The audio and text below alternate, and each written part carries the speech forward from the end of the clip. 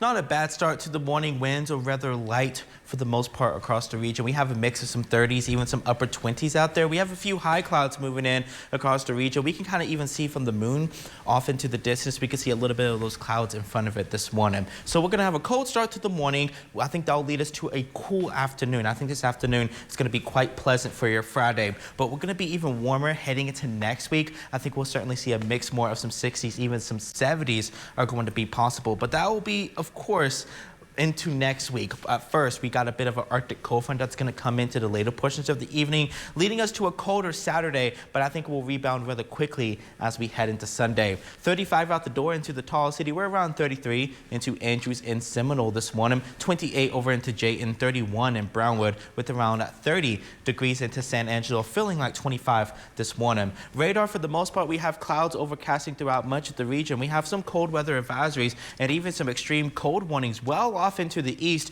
where that's kind of where the brunt of the Arctic air is really going to slide in throughout much of the nation. We're going to get a backdoor cold front that is going to swing into near our neighborhood, going to give us some colder air as we head into late tonight, pushing into tomorrow, with the brunt of the Arctic air ahead of a nor'easter setting up, really going to bring in some heavy snow along the coastlines into the Carolinas, up into Virginia as well. This nor'easter is going to ride up northward, where we just stay cold here across West Texas, and as that system moves off further into the east, high pressure will be able to build back in, and that's how and why we're going to be able to rebound rather quickly heading into Sunday. So we're going to be rather cool on Sunday and then really warm up as we head into Monday, with a few clouds in between, back into some 60s, even some of us into the 70s. So here's what we could look like heading into tomorrow morning: a mix of some middle to upper 20s across the basin. I think some of us into the big country could see some low 20s with more some middle to upper 20s across the Concho Valley. We'll see a mix of some 40s and 50s for daytime highs tomorrow. We should get above freezing heading into the afternoon. A bit of a same song and tune heading into Sunday morning. It might be just a bit warmer. I think Saturday morning